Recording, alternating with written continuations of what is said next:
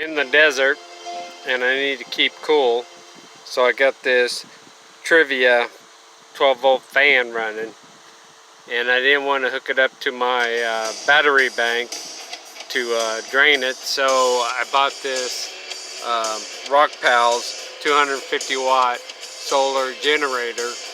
I have a 60 watt panel on top of my hatchback here, separate from my 300 watt solar panel, and it runs this all day long.